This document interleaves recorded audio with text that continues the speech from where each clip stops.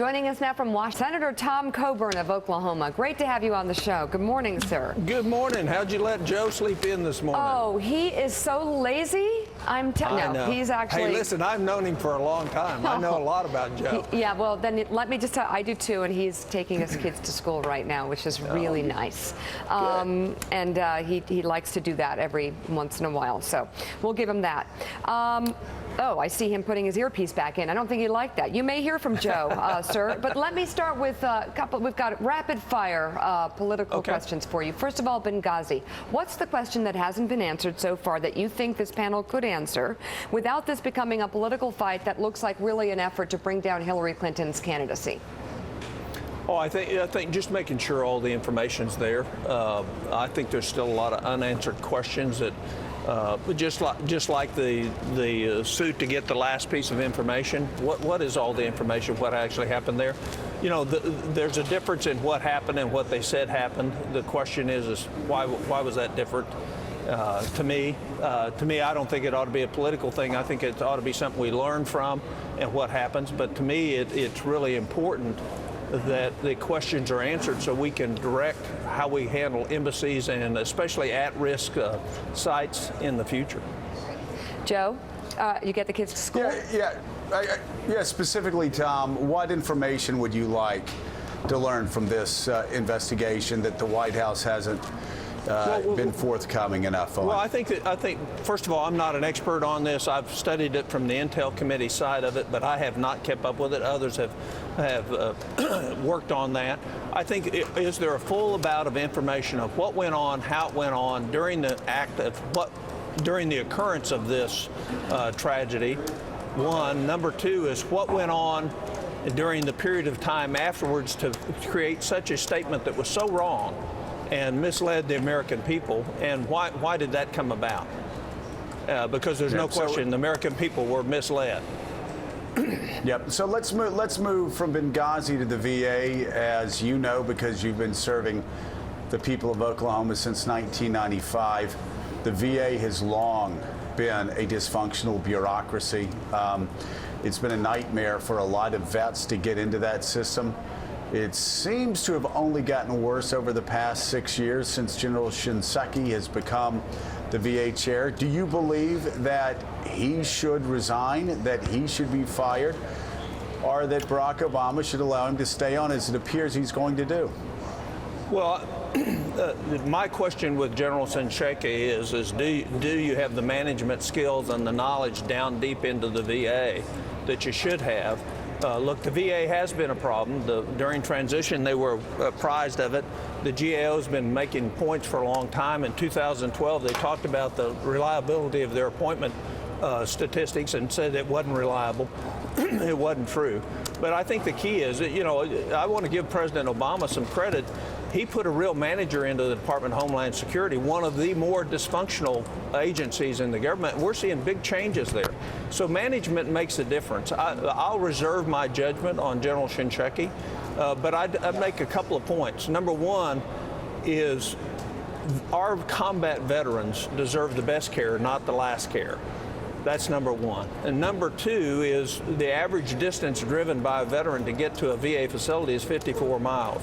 We spent more than $1 billion last year in total on transportation costs, which was 3 times what we spent on women's health care at VA. Every hospital in the country ought to be available to our veterans, and we ought to let them choose where they want to go to get the best care they can, rather than mandate where they go.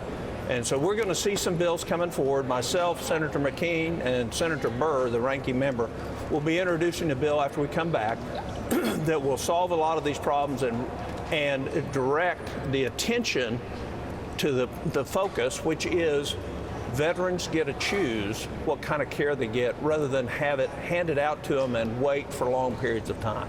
Senator, we're talking about the VA this morning. We could have been talking about the VA with the same issues that you just raised that we've been talking about for a couple of days now in 1984. So it's 2014, the same issues, the same problems with the Veterans Administration ongoing. My question to you is, do you think the fact that there is such a small percentage now of veterans serving in both the House and the United States Senate has anything at all to do with the lack of constant and consistent attention paid to this issue? No, because what you see is the career politicians here today are loath to do the oversight. It doesn't matter what agency it is, and it doesn't matter whether they're veterans or not. Oversight is hard work. You don't get any kudos for it. It doesn't play well back home, and so the oversight doesn't happen. And so basically what's happened is there's no questions there were problems. Look, almost every doctor trained in a VA hospital, Mike, we know what's going on in VA hospitals. And if you ask any doctor in the country, and this is not to demean all the people who work at the VA, because we have some excellent VA hospitals that lead the country in certain areas. Yeah. But if you ask doctors who trained in VA hospitals whether they would want to be treated there or their family treated there, you won't have anybody in the room raise their hand. And that's because you have a government-run lack of motivation. Take, for example, the VA fires senior executive service employees at 1/4 the rate the rest of the government agencies do. So that means once you get there, you're not going to get canned because there hadn't been any effective management. And that doesn't matter whether it's in the Bush administration or this one. The fact is there's no significant hands-on, tough management. And the way to change that is to give veterans the choice to get their health care wherever they want. I'm talking combat veterans, wherever they want. And then VA will have to compete for that choice by giving service and quality outcomes. Senator, I want to ask you about the primaries that we've just been watching happening over the last week, and especially in Kentucky. We see Mitch McConnell hanging on to beat his primary challenger of Matt Bevin. Tea Party groups came out to say, well, regardless, this was a success because we were able to move Mitch McConnell to the right. What do you think of how the Tea Party is spinning the way that they are believing that certain members of your party have moved to the right because of their influence and what this means coming up in November? Well, I think there's no question. You know, it's interesting when we use the word Tea Party, everybody has a different thought for what that is. I remember being on this show a year and a half ago, and people really on the panel, on your side of the dais, didn't have a good idea what Tea Party was. And the fact is it's a group of hard-working American citizens that care essentially about liberty and limited government. And I think they're making changes. And I think what they are is Americans. And they're not Republicans, they're not independents, they're not just Democrats. They're all sorts of people who would like to see a better functioning, limited government that enhances our freedom and improves the efficiency of the government. Senator Coburn, always good to see you. Thank you for being on the show today.